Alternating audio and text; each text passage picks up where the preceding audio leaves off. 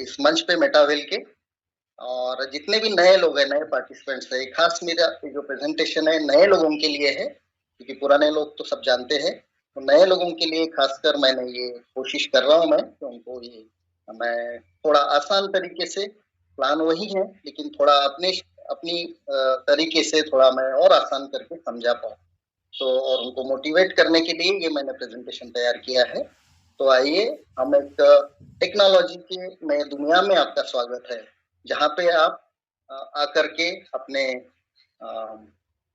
सपनों को आप परिवर्तित कर सकते हैं सच्चाई में, और अपने जीवन में आप फाइनेंशियल फ्रीडम पा सकते हैं मेटावेल के साथ जुड़ने से। और ये बहुत अच्छा मौका है आपके लाइफ में कि आप इसी वक्त इसको समझने के बाद में जल्द से जल्द इसमें अपना जीवन बदलने के लिए आप इसमें शामिल हो सकते हैं, इसमें ज्वाइन हो सकते हैं। सो अगर अभी और भी आप ये जानने के बाद में देरी करेंगे तो उसमें जो है वो आपको और देरी होगी और शायद आप वहां तक नहीं पहुंच पाएंगे सफलता तक। इसलिए अगर अभी नहीं, if not now so never, और देखा जाए तो रियली एब्सोल्युटली नेवर। तो इसलिए आइए हम बात टेक्नोलॉजी की करते हैं, तो थोड़ा हम इसमें आगे बढ़ेंगे। और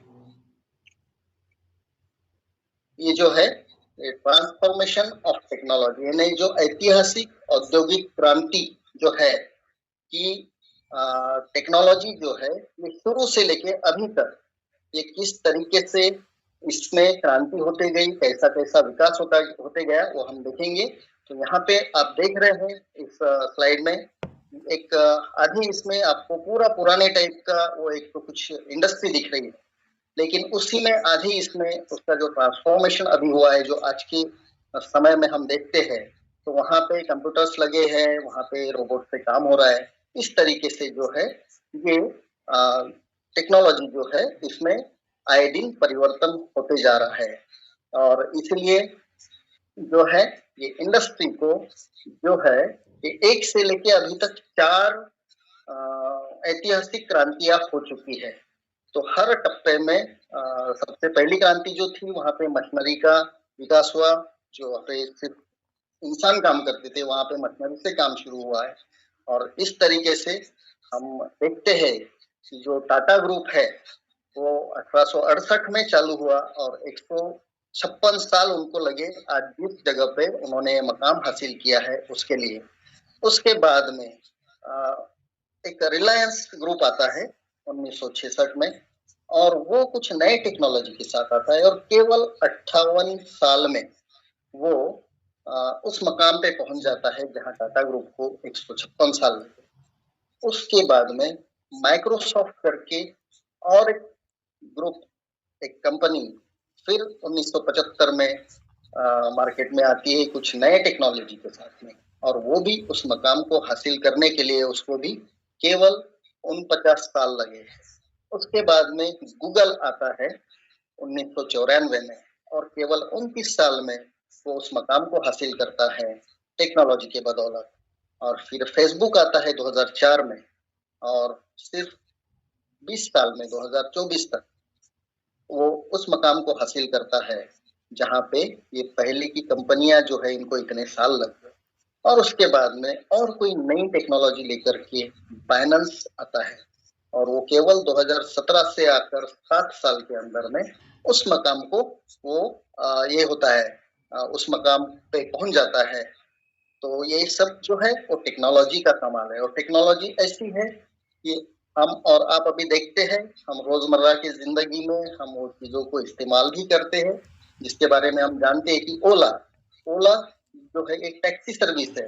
लेकिन हम सब जानते हैं कि उसमें वो जो ओला जो है ये सिर्फ ऐप है जो मोबाइल से यूज होता है, और वो कहीं भी कभी भी किसी भी समय कहीं से कहीं तक भी टैक्सी की सर्विस उपलब्ध कराते हैं, जबकि उनके पास में खुद की एक भी टैक्सी नहीं है। इसी तरह जोमेटो ये फूड जो रहता है, जो खाना है उसको प्रोवाइड करता है, लेकिन उनका भी खुद का अभी तक एक भी रेस्टोरेंट नहीं है। उसके बाद में ओयो करके होटल्स का जो इंडस्ट्री है उसमें ओयो आता है, जबकि वो भी ऐप के भरोसे पे, टेक्नोलॉजी के भरोसे पे जो है वो काम करता है और सर्विस प्रोवाइड करता है, जबकि उनका खुद का एक भी होटल नहीं है। अमेज़न से आप सभी लोग अच्छी तरीके से वाकिफ है। जो अमेज़न है वहाँ पे हमको जो भी चीज़ों की ज़रूरत है, हम कभी भी वहाँ ऑर्डर दे करके, ऑनलाइन बुक करके अपने डोर स्टेप पे उनकी डिलीवरी पा सकते हैं। लेकिन उनका भी खुद का कोई मैन्युफैक्चरिंग प्लांट या कोई भी खुद का फैक्ट्री नहीं थी जहाँ पे वो चीज़ों को बनाए। ऐसी एक ऐप है, एक टेक्नोलॉजी है। उसी तरह गूगल पे हम सब लोग इस्तेमाल करते हैं, अपने मोबाइल से हम पैसे का ट्रांसफर करते हैं, जबकि उनका खुद का कोई बैंक नहीं है। लेकिन ये एक ऐप है, ऐप के थ्रू वो अपने बैंक को कनेक्ट करके वो हमारे पैसों का ट्रांजैक्शन करने में हमको आसानी करती है। इसी तरह फ्लिपकार्ट है, वो भी उनका खुद का कोई शॉपिंग मॉल नहीं है, लेकिन हम सब जानते हैं कि हमको जो भी चीज की जरूरत है, हम अपने मोबाइल से देख के ऑनलाइन उनको ऑर्डर बुक करके हम वो जो भी चाहिए वो मनचाही चीज को अपने डोर स्टेप पे मंगा सकते हैं। तो ये जो है, ये पावर है टेक्नोलॉजी। टेक्नोलॉजी की वजह से आज दुनिया में इतनी तरक्की हुई है, और टेक्नोलॉजी जो है ये परिवर्तन के ओर हमें लेके चलती है। तो आइए अभी हम इसी कड़ी में आगे बढ़ते हुए हम देखेंगे, जैसा कि मैंने आपको कहा मैं ऑटोमोबाइल इंडस्ट्री से बिलोंग करता हूं, तो मैं भी आपको ये दिखाना चाहता हूं कि मेरे ऑटोमोबाइल इंडस्ट्री में जहां मैंने इतने साल गुजारे, वहां पे भी इंडस्ट्री ने किस तरीके से धीरे धीरे विकास करते हुए आज की तारीख में वो कहाँ पे पहुंची है। तो चेंज जो है is essential for survival and success. तो जो अ, अ, परिवर्तन है वो बहुत ही जरूरी है हमें आज की दुनिया में टिके रहने के लिए और अपनी और आगे सफलता प्राप्त करने के लिए। तो आइए मैं उस चीज से आपको रूबरू कराता हूँ जिसकी जरूरत हमें रोज रहती है। हम हर एक व्यक्ति हमको और ट्रैवल और ट्रांसपोर्ट, इससे हम इतने करीबी से जुड़े हैं कि इसके अलावा हमारा जीवन चल ही नहीं सकता। ये जो है एक basic needs of human being, यानी हमारी एकदम बुनियादी जरूरतें हैं, जिसके अलावा हमारा जीवन काफी कठिन हो सकता है। और आज सबको जरूरत है, सबको आदत पड़ी है कि ट्रैवल और ट्रांसपोर्टेशन, इसके बगैर हम अपना कुछ भी काम नहीं कर सकते। तो आइए हम देखते हैं कि ये ऑटोमोबाइल जो टेक्नोलॉजी है इसमें किस तरीके से विकास होते आया है पिछले 138 साल से। तो हम देखेंगे यहाँ पे एक जो है मर्सिडीज बेंज, इन्होंने दुनिया की सबसे पहली कार जो है 1886 में बनाई थी। और वो कार कुछ इस तरीके से थी कि वहां पे सबसे पहली कार थी। लोगों ने तो बहुत पेटेंट वगैरह ये किए, लेकिन सिर्फ इसी को पहली कार बनाने में सफलता मिली, जो कि जो मिस्टर कार्ल बेंज है, जो जर्मनी से आते हैं। और उनकी जो वाइफ है मिस बेरथा कार्ल बेंज, इन्होंने पहली कार को, आपकी जानकारी के लिए बताता हूँ कि दुनिया की पहली कार की पहली ड्राइवर ये महिला थी, जिन्होंने 51 माइल जर्मनी के एक शहर से दूसरे शहर तक, ये जो स्पोक वाली कार हम यहाँ देख रहे हैं, इससे जर्नी की थी। इसी तरह अगर हम हमारे देश के बारे में सोचते हैं तो ये कार आपको दिख रही है कि फिएट कार है यहाँ पे। एक समय ऐसा था, ये कार आम लोगों में, जो भी बड़े लोग थे एक समय में, वो इसी का इस्तेमाल करते थे। और फिर एक दूसरी कार यहाँ एम्बेसडर दिख रही है, जिसमें हमारे देश के सारे जो मंत्री लोग हैं, जो सारे 1 लाख ऑफिसर्स है गवर्नमेंट के, वो सिर्फ इस एम्बेसडर में ही उनको सफर करते थे, उनको एम्बेसडर ही दी जाती थी। लेकिन इन्होंने अपने समय के साथ में नहीं चलने की वजह से, जहां आप अगर आज एक समय में मुंबई जाते तो वहां सिर्फ रोड पे सीआईटी दिखती थी, या कलकत्ता जाते तो वहां पे सिर्फ अम्बेसडर दिखती थी, क्योंकि ये वहीं के प्रोडक्ट थे। तो आज वो समय के हिसाब से नहीं चलने से मार्केट से बाहर हो गए। और फिर इसके साथ में मर्सिडीज बेंज भी वो मुकाम हासिल नहीं कर सकी, जो कि उनके पीछे से एक एयरलिफ्ट एरोनॉटिक्स करके एक जिम डुकोनवी करके एक यूएसए से आते हैं, कैलिफोर्निया से। वो डुकोनवी सर ने एक 2015 में एक कंपनी चालू की और सिर्फ 9 साल में उन्होंने एक ऐसा थीम के साथ में एक मार्केट में वो आते हैं कि राइज अबव, यानी ऊपर उठना उसका मतलब होता है। और वो दुनिया की पहली उड़ने वाली कार को बनाते हैं। अगर आप इसके बारे में जानना चाहेंगे, और इससे ये आप यहाँ देख सकते हैं पिक्चर में, ये कार जो है ये रोड पे भी चल सकती है और ये आसमान में भी उड़ सकती है। और इसकी ऑनलाइन बुकिंग अभी भी चल रही है। इसका कॉस्ट $3 लाख है और इसके सारे डिटेल आपको नेट पे जाके मिल जाएंगे। अभी तक 3,500 कार बुक हो चुकी है और दिसंबर के बाद में इसकी डिलीवरी भी मार्केट में शुरू हो जाएगी। तो इससे मैं ये कहना चाहूंगा, यहाँ पे ये बताना चाहता हूँ कि nothing is permanent in the world accept change.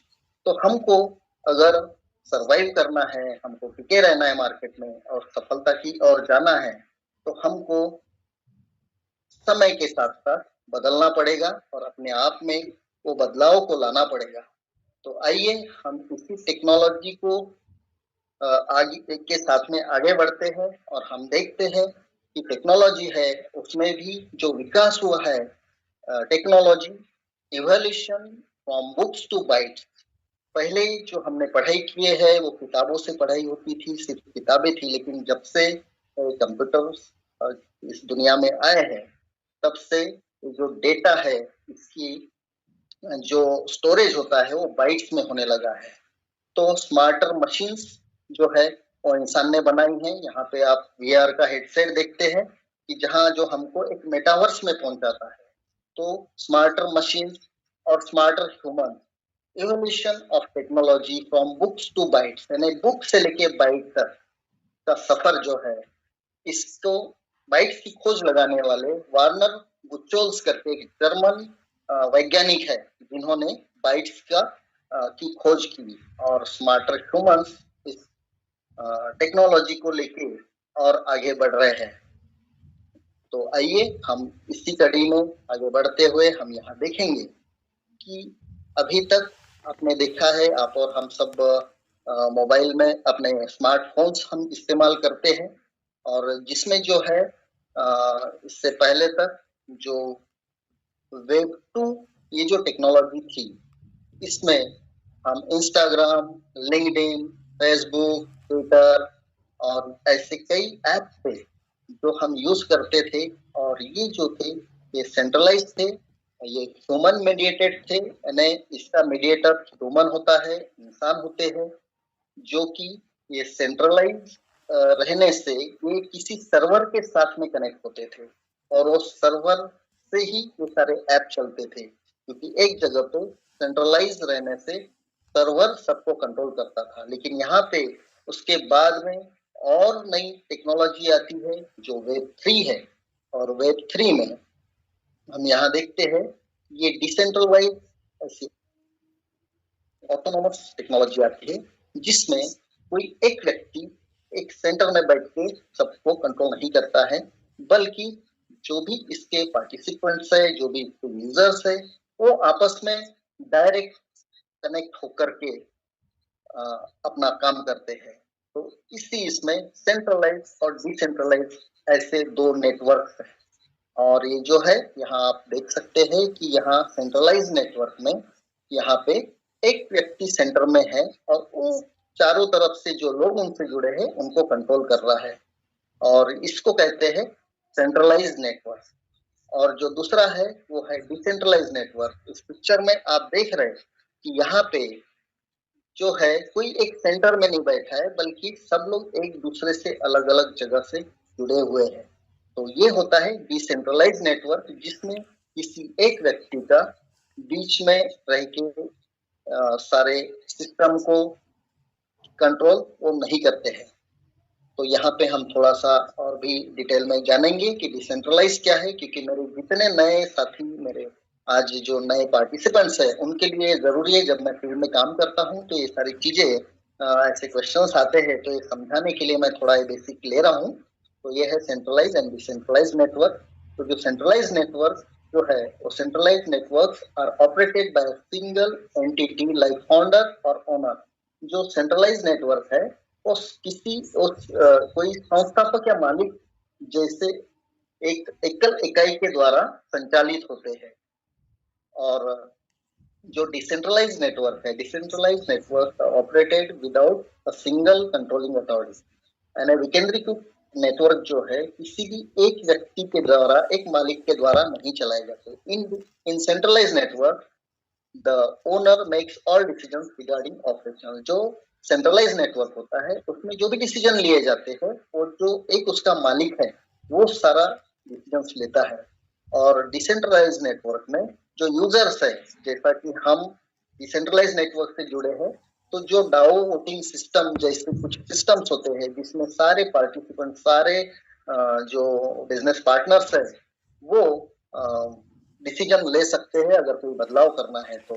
In centralize network owner can end up the business whenever he want. जो सेंट्रलाइज नेटवर्क रहता है, उसमें जो संस्थापक है, जो मालिक है, वो कभी भी अपने मन से बिजनेस को बंद कर सकता है।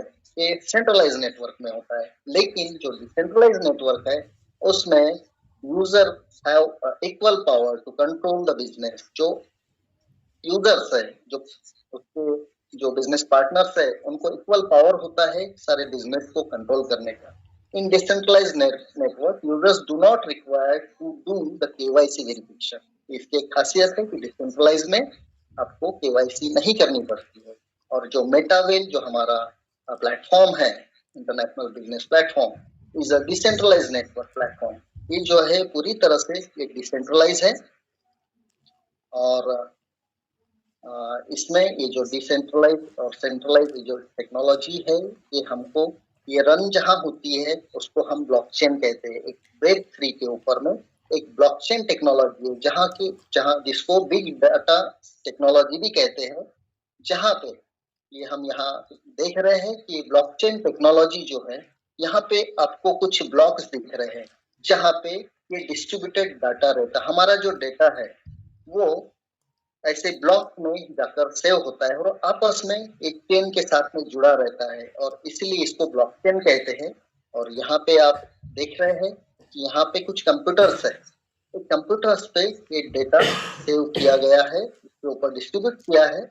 और ये जो है कंप्यूटर्स को नोड्स कहते हैं, जो एक स्पेशल ब्लॉकचेन के लिए डिजाइन किए हुए कंप्यूटर्स होते हैं। अभी ये ब्लॉकचेन के बारे में थोड़ा सा संक्षिप्त में हम थोड़ा विस्तार में जानेंगे कि ब्लॉकचेन होती क्या है। तो ये जो ब्लॉकचेन जो है, ये एक ऐसी टेक्नोलॉजी है जो Web3 पे चलती है। और ये एक जो है डिजिटल लेजर होता है, where entries of database and transactions are added. यानी इसमें जो डिजिटल बही खाता है एक तरीके का, जिसमें हमारा रिकॉर्ड और लेन देन की सारी प्रविष्टियां जोड़ी जाती है। ये इसको डिजिटल लेजर कहते हैं। Decentralized network users record store on blockchain is always safe. यानी जो ब्लॉकचेन है, वहां पे अपना जो उपयोगकर्ता का जो डेटा सेव होता है, स्टोर किया जाता है, वो हरदम सुरक्षित रहता है। Blockchain distributes and stores data on multiple computer in seconds. तो ये जो अपना डेटा है, वो कई कंप्यूटर्स पे कुछ सेकंड्स में जाकर के कई कंप्यूटर्स पे जाके स्टोर होता है। वही इस ब्लॉकचेन की खासियत है। उसको ट्रांजैक्शन पर सेकंड कहते हैं। और ये जो टीपीएस है, ट्रांजैक्शन पर सेकंड, ये एक सेकंड में 65,000 ट्रांजैक्शन कर सकता है। तो सोलाना ब्लॉकचेन जो है, ये इसमें सबसे फास्ट है। और इसमें ये जो है 65,000 ट्रांजैक्शन एक सेकंड में होते हैं। और ब्लॉकचेन की एक खासियत है कि once the data stored on blockchain is impossible to alter, replace and delete. एक बार ब्लॉकचेन पर जो डाटा संग्रहित किया गया है, रिकॉर्ड किया गया है, उसको बदलना या हटाना और उसको वहां से उसमें कोई बदलाव करना, ये बिल्कुल पॉसिबल नहीं होता है। Hackers can't attack on multiple computers at a time, so data is 100% secure. ये हैकर्स है वो भी डाटा को कुछ ये नहीं कर सकते, और अपना मेटावेल जो है पॉलीगॉन ब्लॉकचेन के ऊपर में सुरक्षित रहता है। तो आइए अभी हम ये जानते हैं कि ये टेक्नोलॉजी को का इस्तेमाल करके हम तक ये प्लेटफॉर्म किसने पहुंचाया, किसने इस प्लेटफॉर्म का इजाद किया। तो इसके क्रिएटर और डेवलपर जो है वो है ऑनरेबल सर लाडो उफिटनिकोव, जिन्होंने मेटाफोर्स के नाम से इस प्लेटफॉर्म को इजाद किया, इसको चालू किया। और इनके बारे में थोड़ा ये जानेंगे हम कि ये लाडो सर जो है ये सॉफ्टवेयर इंजीनियर है और ये रशिया से आते हैं। और इन्होंने जो है माइक्रोसॉफ्ट कंपनी है जो हर कंप्यूटर्स में जो सॉफ्टवेयर रहता है उसको बनाती है, उनके साथ में लगभग 13 साल काम किया है। और वो काम करने के बाद में उन्होंने मेटाफोर्स नाम का एक इंटरनेशनल बिजनेस प्लेटफॉर्म जो है वो 29 जून 2022 को इसको चालू किया है और ये इसको इंट्रोड्यूस किया है दुनिया में। और इसमें जो मेटाफोर्स है इसमें उन्होंने कुछ चीजें जो है वो ऐसी लाई है जो हम इससे पहले देखा करते थे। ये जो है मेटाफोर्स ये एक कंप्लीट बिजनेस इकोसिस्टम है, नहीं जैसा एक नेचर का इकोसिस्टम होता है उसी तरीके से पर्यावरण का जो एक पारिस्थितिकी तंत्र होता है वैसा ही बिजनेस का भी एक पारिस्थितिकी तंत्र होता है। और ये इसका फर्स्ट फेज था, यानी पहला चरण था जो मेटाफोर्स के नाम से उन्होंने इसको इंट्रोड्यूस किया, जिसमें play learn earn and develop यानी खेले सीखे कमाए और विकसित हो। उसके लिए इन्होंने जो मेटाफोर्स है उसकी शुरुआत की। अब इसमें मेटावर्स यानी एक आभासी दुनिया ये आपको मिलेगी और उसके अंदर में कुछ गेम्स है जो यूनाइकवर्स जैसे कुछ गेम्स है जिसमें हम लोग पार्टिसिपेट कर सकते हैं, यहाँ सीख सकते हैं, इसके साथ में अर्न भी कर सकते हैं। और ये जो है पहले MFS करके कुछ कॉइन बनाया, जैसा बिटकॉइन होता है वैसा क्रिप्टो करेंसी भी उन्होंने ये की जिसको हम डिजिटल एसेट कहेंगे। और वो भी अभी CS के माध्यम से हमारे पास में है, जिसके बारे में हम थोड़ा आगे की स्लाइड में देखेंगे। तो ये एक मेटावर्स है जो वर्चुअल वर्ल्ड है ऑफ अर्निंग अनलिमिटेड, यानी ये जो मेटावर्स है असीमित आमदनी की एक आभासी दुनिया है जो कि वेब 3 के माध्यम से way to financial independence through web 3 के माध्यम से वित्तीय स्वतंत्रता का एक बहुत ही आसान ऐसा मार्ग है, बहुत ही कीमती ऐसा मार्ग है। तो यहाँ हम आगे में देखते हैं कि जो लाडो उफिटनिकोव सर है उन्होंने ये सिर्फ गेम या लर्निंग अर्निंग के लिए ही फोकस नहीं किया, बल्कि इसके अलावा उन्होंने अर्निंग के साथ में हेल्थ के ऊपर भी कुछ फोकस किया है, जिसको हम कहते हैं और हम सब जानते हैं, हमने सबने सुना है कि हेल्थ इज वेल्थ बोलते हैं। तो उन्होंने सिर्फ कमाने के लिए वित्तीय स्वतंत्रता ही पाना है ऐसा नहीं, इसके साथ में हमारे हेल्थ के लिए भी उन्होंने कुछ किया है और जो कर रहे हैं इसके बारे में हम आगे देखेंगे। तो उन्होंने होलीवर्स करके उनका ही एक पार्टीशन किया जिसका लॉन्चिंग 4 अक्टूबर 2024 को हुआ। ये उनका फेज 2 था जिसमें हेल्थ गेम्स और एंटरटेनमेंट है, जो कि हम टेलीग्राम चैनल पे देखते हैं कि लाडो सर ये मेटाफोर्स होलीवर्स, इसके अलावा कुछ होलीवर्स इस बैनर के नीचे कुछ एंटरटेनमेंट के लिए भी कुछ मूवीज वगैरह भी बना रहे हैं और होलीवर्स के माध्यम से हेल्थ से रिलेटेड भी कुछ प्रोडक्ट्स ला रहे हैं। तो इसमें the ecosystem consist 14 unique project. ये जो है प्लेटफॉर्म इसमें 14 यूनिक प्रोजेक्ट्स है और जो सिस्टम है वो पॉलीगॉन ब्लॉकचेन के ऊपर में डिप्लॉय करता है, पॉलीगॉन ब्लॉकचेन पे चलता है। और जो पॉलीगॉन ब्लॉकचेन है उसको यूज करने के लिए जो फीस लगती है फीस उसको पोल कहते हैं, जो हमको परचेस करना पड़ता है। और ट्रांजैक्शन जो करते हैं ये जो कि इंटरनेशनल बिजनेस प्लेटफॉर्म है इसलिए ये स्टेबल कॉइन होता है USDT, जो सारे दुनिया में आसानी से सब लोग इसको इस्तेमाल कर सकते हैं। तो USDT पे ये चलता है। अभी होलीवर्स जो है, होलीवर्स में हम यहाँ आगे देखते हैं कि होलीविटा और हेल्थ प्रिवेंशन प्रोग्राम है जो कि आने वाले दिनों में आने वाला है। इसके साथ में विटालिक्स एंड होलिस्टिक, ये भी द वेलनेस प्रोग्राम्स है। और ये जो है DNA to digital new era of health management, ये हमारे स्वास्थ्य को मैनेज करने की एक नई दिशा है, जहाँ की the future of genetics is here. Genetics यानी जो है इसको हम आनुवंशिक विज्ञान कहते हैं, और जिसकी खोज जो है एक ग्रागर जॉन मेंडल करके ऑस्ट्रेलियन साइंटिस्ट थे, उन्होंने की है।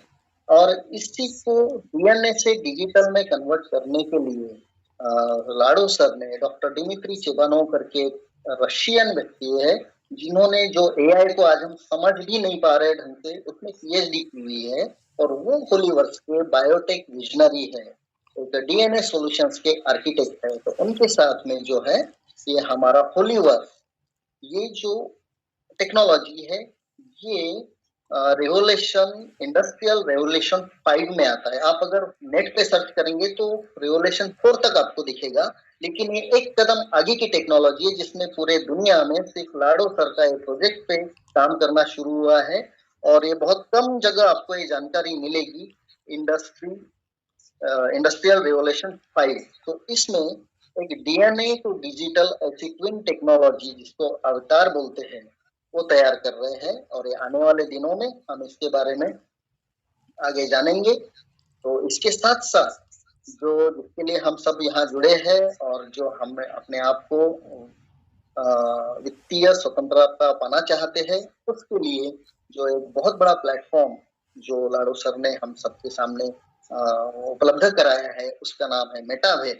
और वो मेटावेल जो है, उसका लॉन्चिंग जो है वो 22 फरवरी 2025 को हुआ है।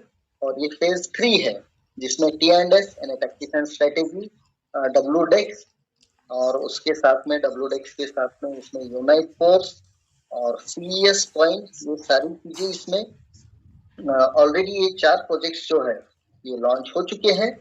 और इसमें ऑलरेडी जो पुराने लोग हैं उन्होंने काम किया, कुछ चीजें अपडेशन पे है, लेकिन बहुत जल्दी ही आने वाली है, आने वाले दिनों में। तो जो टैक्टिक्स एंड स्ट्रेटेजी है, एक इनका प्रोजेक्ट रहा है, जिसमें NFT भी पहले हुई थी जब ये क्लासिक था, और काफी लोगों को, पुराने लोगों को वो NFTs मिली है इंसेंटिव के तौर पे, जिसमें रॉयल्टी भी उनको मिलते आ रही है।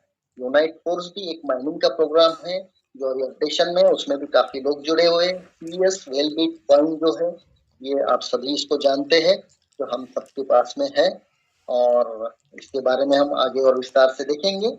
और जो आने वाले प्रोजेक्ट है, अपकमिंग प्रोजेक्ट जो है, वो tactics goods, tactile good, loyalty, game zone, academy, metaverse, virtual slot और बूस्ट, ऐसे कई सामने आने वाले प्रोजेक्ट्स हैं जो कि हम आने वाले दिनों में देखेंगे। तो अभी हम देखते हैं कि इसकी जो जर्नी है अभी तक की, तो जहां से एक सक्सेस स्टोरी है, उसको हम देखते हैं कि सबसे पहले जो है मेटाफोर्स आया, उसके बाद में होलीवर्स के दूसरे चरण में आया, और उसके बाद आज जो हम काम कर रहे हैं वो है मेटावेल।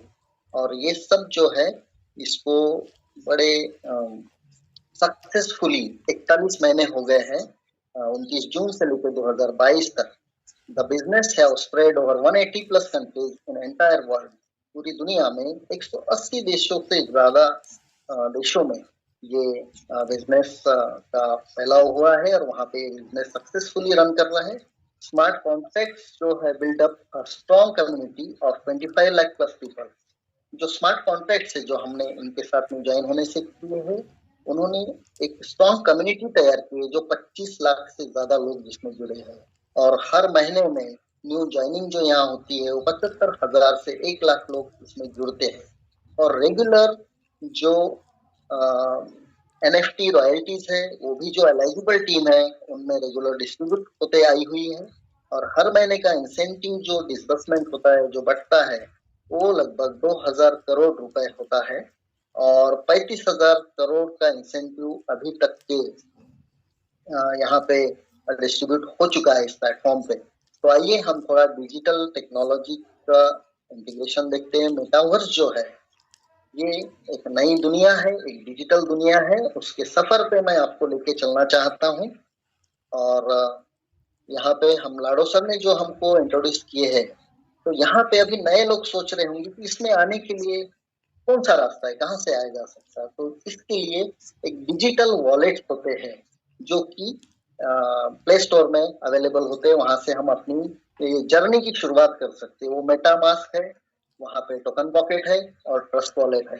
तो इस तरीके से हम इस वॉलेट्स को अपने मोबाइल में डाउनलोड करके हम इस प्लेटफॉर्म से जुड़ सकते हैं। ये वो रास्ता है अपने आप को डिजिटली ट्रांसफॉर्म करने का। तो आइए हम देखते हैं कि अभी इसमें अगर जुड़ना है तो सबसे पहले हमको क्या समझना है। तो यहाँ 3 टी है। एक तो टाइम है, हमको सबसे पहले समय को समझना है कि आज क्या समय चल रहा है। उसके हिसाब से जो ट्रेंड है, यानी रुझान किधर है दुनिया का, उसको समझना है। और उसके साथ में जो टेक्नोलॉजी है, जो आज ये टेक्नोलॉजी कहाँ जा रही है, ये 3 चीज को हमें समझना होगा, जो कि निश्चित ही हमारा ट्रांसफॉर्मेशन कर सकती है और हमको परिवर्तन की ओर लेके जा सकती है। तो यहाँ पे हम देख रहे हैं कि यहाँ बहुत सारी टेक्नोलॉजी आसपास में यहाँ दिख रही है। आर्टिफिशियल इंटेलिजेंस है और इसमें बहुत सारा डिजिटल कुछ ये दिख रहे हैं हमको, जो कि अभी बिल्कुल कंप्यूटर्स है। जो ब्लॉकचेन की हमने बात की है, वो सारी चीजें यहाँ पे दिख रही है। इसके साथ में हमको यहाँ पे होलीवर्स है, मेटावेल है, जो लाडो सर ने की है। और सबसे खास है नहीं, ये जो हमारा मेन बेस जो है वो है CES पॉइंट, वो भी हमको यहाँ दिख रहा है। तो आइए हम आगे बढ़ते हैं कि ये जो टाइम, ट्रेंड और टेक्नोलॉजी है, इसके साथ में हमको एक जो मेटावेल का जो एक कंप्लीट इकोसिस्टम है वो कैसा है उसको हम जानते हैं, जिसमें गेमिफिकेशन है, नई अपॉर्चुनिटीज है, नए नए हमको मौके हैं अपने आप को डेवलप करने के। और उसके साथ में हम यहाँ पे देखते हैं कि उसके साथ में जो है प्लेटफॉर्म ऐसा है, यहाँ ऐसा इंफ्रास्ट्रक्चर है जहां हम अपने आप को डेवलप कर सकते हैं। तो ये जो है एक मेटावेल इंटरनल बिजनेस इकोसिस्टम है। ये इकोसिस्टम क्या होता है, थोड़ा सा इसको जानते हैं हम। ये है like the natural ecosystem, the firms involve in business ecosystem, यानी प्राकृतिक परिस्थिति तंत्र की तरह व्यवसाय भी परिस्थिति की तंत्र में शामिल होते हैं।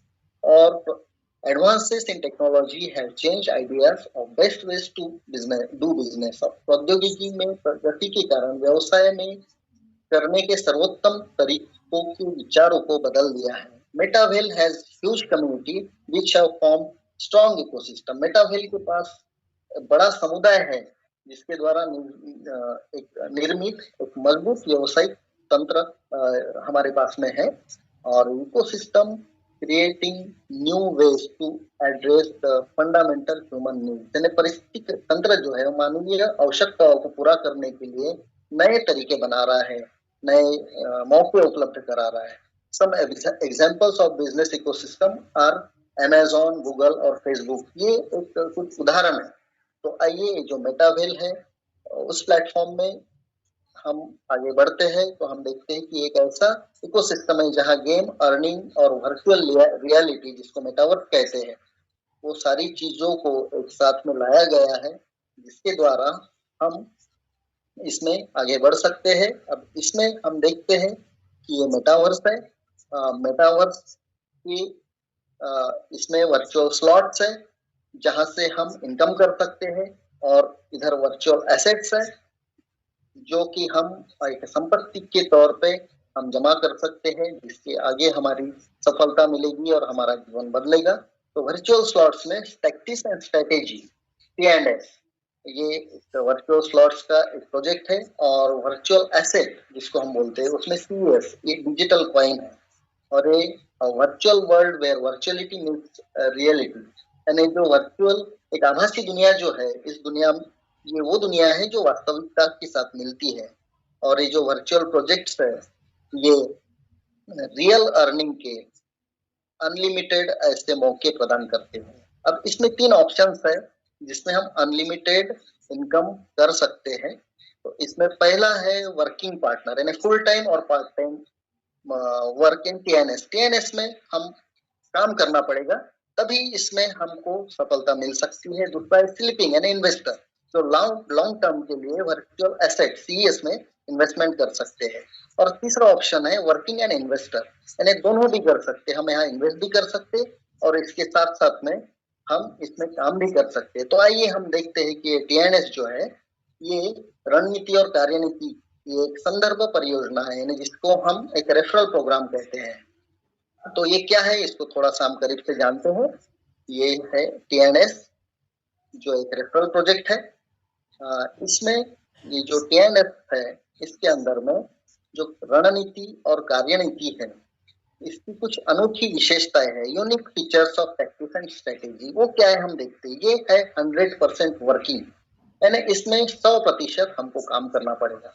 इसी तरह ये टीएनएस है, ये 100% ट्रांसपेरेंट है, यानी ये एकदम पारदर्शी, इसमें कोई किसी को फंसा नहीं सकता। सब कुछ एक दूसरे को खुलम खुला हम देख सकते हैं, समझ सकते हैं।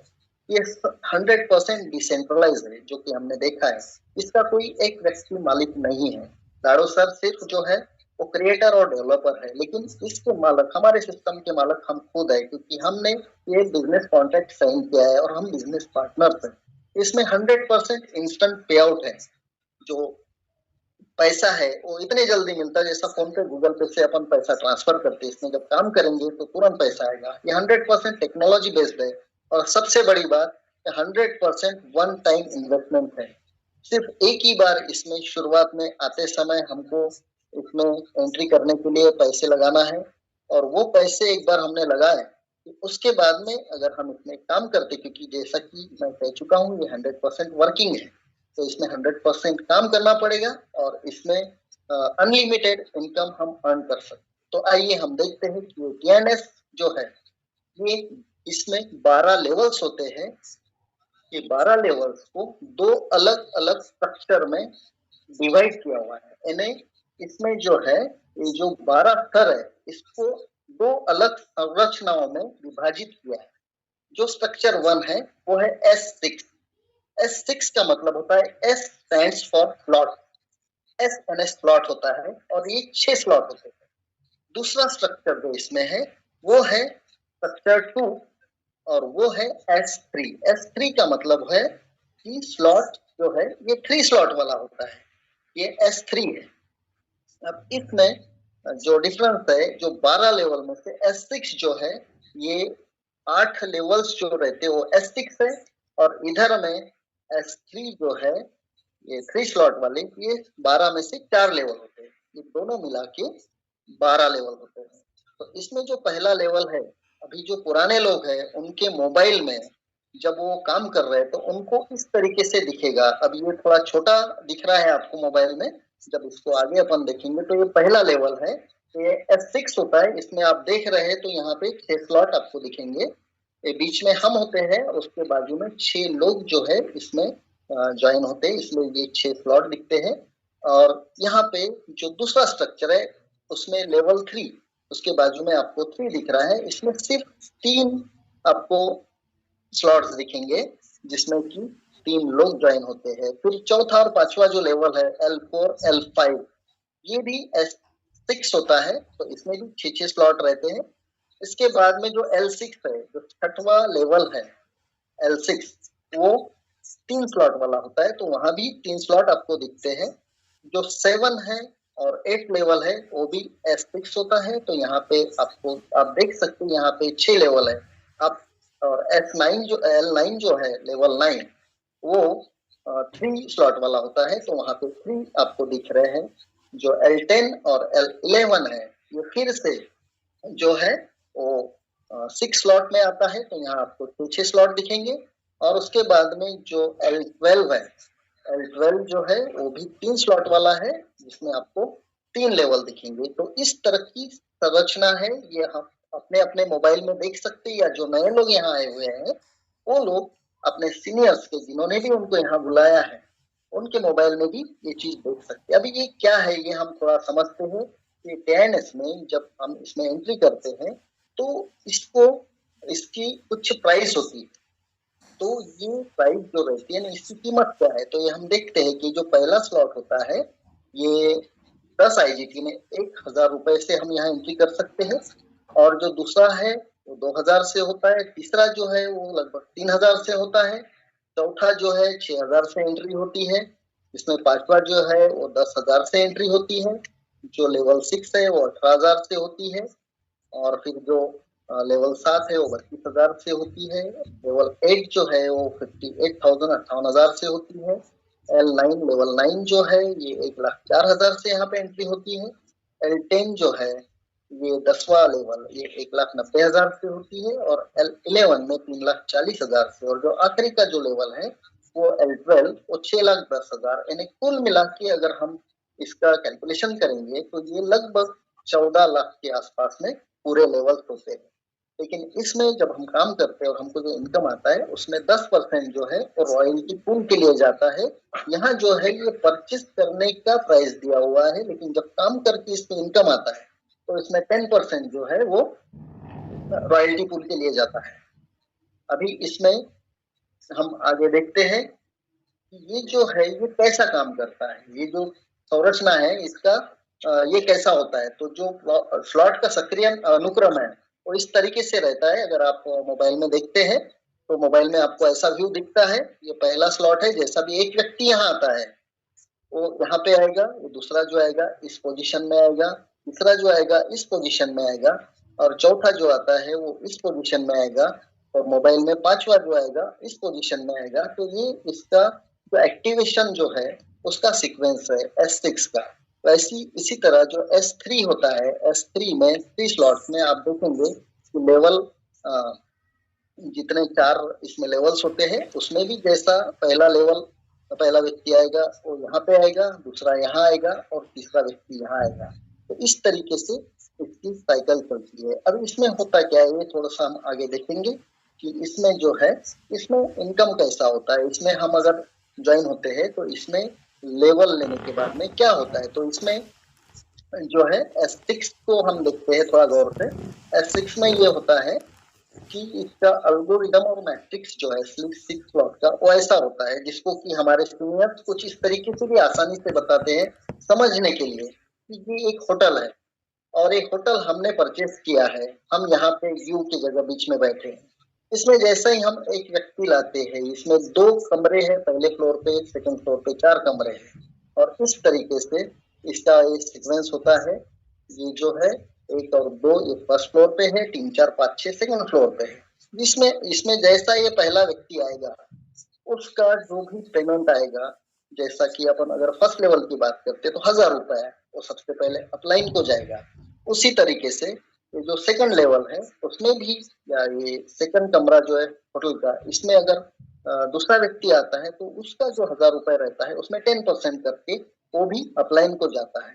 लेकिन जैसा ही ये थर्ड पोजीशन में तीसरा व्यक्ति आएगा उसका जो एंट्री का जितना चार्ज है, जैसा 1000 रुपए का पहला लेवल है तो वो 1000 रुपए आपको आएगा।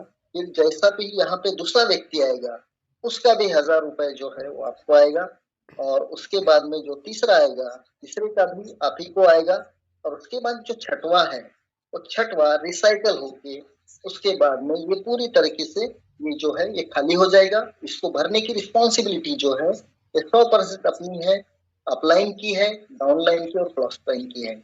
और इसमें जो है हर साइकिल में 3 टाइम जो ज्वाइन कराता है वो आपको जाता, 3 टाइम इनकम आपको जाता है, 2 बार अपलाइन को जाता है और 1 बार जो है रिसाइकल होकर क्रॉस लाइन को जाता है। और इसके बाजू में जैसा कि हमने देखे हैं 8 स्लॉट है, इसकी प्राइस इस तरीके से यहाँ पे है। इसके बाद में हम देखेंगे कि जैसा ही ये 6 स्लॉट खाली होते हैं ये इस तरीके से हो जाएंगे, और खाली होने के बाद में फिर से ये भरेंगे और यहाँ नीचे आपको दिख रहा साइकिल 1 करके आएगा। तो ये इस तरीके से भरते रहेंगे और खाली होते रहेंगे। इसमें ऑटो अपग्रेडेशन का भी ऑप्शन है, जो कि ऑटो अपग्रेडेशन में जो पहले अर्निंग जो 2 लोगों के जो पैसे आते हैं उसमें अपने को आगे का लेवल ऑटोमेटिक मिलता है। इसी तरह S3 में ये सीक्वेंस होता है। इसमें भी पहला जो है एक व्यक्ति आएगा एक इसमें रूम में, तो इस तरीके से आएगा, और इसका जो है ये पहले का ही जो पेमेंट आएगा वो डायरेक्ट आपको आएगा, फिर इसमें जैसा दूसरा व्यक्ति आएगा दूसरे का भी पेमेंट आपको डायरेक्ट आएगा, और जो तीसरा है वो फिर अपलाइन को जाएगा। तो इसमें जो है रिस्पॉन्सिबिलिटी इसमें 100% अपनी रहती है, सपोर्टिंग डाउनलाइन की भी रहती है, और जो इनकम होता है 2 बार इसमें हर साइकिल में 2 बार यू को जाता है और 1 बार अपलाइन को जाता है। और इसके जो प्राइसेस है वो इस तरीके से है जो हमने पहले देखे हैं। जो जितना बड़ा स्लॉट रहेगा उतना बड़ा उसका इनकम रहेगा। और ये जो है इसका रिसाइकलिंग भी इसी तरीके से होता है। इसमें भी ये पहला आएगा, दूसरा आएगा, उसके बाद अपलाइन को जाएगा, फिर तीसरा आएगा, और इसी तरीके से ये बार बार ये भरते रहेगा और बार बार खाली होते रहेगा। हम रेफरेंस देके जो भी लोग यहाँ आएंगे इसमें ज्वाइन करेंगे, वो अपना जो भी इसमें ज्वाइनिंग का जो भी पैसा इसमें डालेंगे वो अपने आप इस सीक्वेंस से सबको मिलेगा। अभी इसमें एक स्ट्रेटेजी है, एक खास तरीके से बड़ा इनकम कैसा जनरेट किया जाए। तो 3 लेवल से अगर हम इसमें 5 डायरेक्ट ज्वाइनिंग लगाते हैं तो 18,000 रुपए जो रहता है वो हमको 5 ज्वाइनिंग से इमीडिएट आएगा। उसके बाद अगर 5वें लेवल से हम अगर 5 डायरेक्ट ज्वाइनिंग लगाते हैं तो इसमें 21,000 रुपए से आएगा। जैसा भी इसमें 21,000 रुपए से हम 5 लोगों को ज्वाइन करवाएंगे तो इसमें 60,000 रुपए का इंस्टेंट इनकम 5 ज्वाइनिंग के बाद में आएगा। उसके बाद में जो लेवल 9 है उसमें अगर हम लाते हैं थोड़ा बड़े इसमें इनकम करना चाहते हैं तो 2,30,000 रुपए से यहाँ पे एक व्यक्ति की एंट्री होती है। और हम अगर 5 लोगों को डायरेक्ट में यहाँ पे अगर 2,30,000 से लगाते हैं तो इसमें इंस्टेंट हमको 7,30,000 रुपए का इनकम 5 ज्वाइनिंग पे हो सकता है। तो ये जो टीएन इसकी एक खासियत है, ये टीएनएस लेवल में जो भी परचेस अमाउंट है ये नॉन रिफंडेबल रहेगा, क्योंकि एक बार सिस्टम में हमने वो पैसा डाल दिया, एक बार हमने वो स्लॉट परचेस कर लिए तो हम इसको बार बार ये नहीं कर सकते। हम उसको हमको सिस्टम वो रिटर्न नहीं करेगा। तो इसको हमको रिकवर करना है तो हमको काम करना पड़ेगा। ये एक ही इसका एक तरीका है जिसमें काम करके हम अनलिमिटेड पैसा अर्न कर सकते हैं। अभी यहाँ हम देखते हैं कि लोग निवेश करते हैं तो इन्वेस्टमेंट करते हैं, तो यहाँ पे कुछ हमको दिख रहे हैं कि इन्वेस्टमेंट के कुछ सोर्सेस है, एफडी है, गोल्ड है, फिक्स डिपॉजिट, सोना, म्यूचुअल फंड, लैंड यानी जमीन और क्रिप्टो। अगर 2009 में 1,00,000 रुपए अगर इन्वेस्ट किया जाता तो इसका कुछ कैलकुलेशंस है जो फील्ड में बहुत कारागर है, और ये बहुत मैंने देखा है, लोगों को बहुत अच्छे तरीके से समझ में आता है कि इन्वेस्ट कहाँ करना चाहिए। यहाँ हम देखते हैं कि फिक्स डिपॉजिट जो है बैंक में अगर 1,00,000 रुपए किए उस समय तो 7% उसका ये था ब्याज आता था, और गोल्ड में परचेस किए तो 2009 में 1,450 रुपए ग्राम उसका कीमत था, और म्यूचुअल फंड जो है 2009 में उसमें अगर पैसा डालेंगे तो 14% से वहां पे रिटर्न्स मिलता था। लैंड जो है अगर प्लॉट 100 रुपए स्क्वायर फीट से उस समय मिलता था, 1,00,000 का अगर हमने लिए तो उसकी क्या अभी हमको रिटर्न्स मिलेंगे हम आगे देखते हैं। क्रिप्टो करेंसी भी जो है बिटकॉइन उस समय 2009 में 6 रुपए का था, तो 1,00,000 के बिटकॉइन जो है वो उसमें इन्वेस्ट किया गया।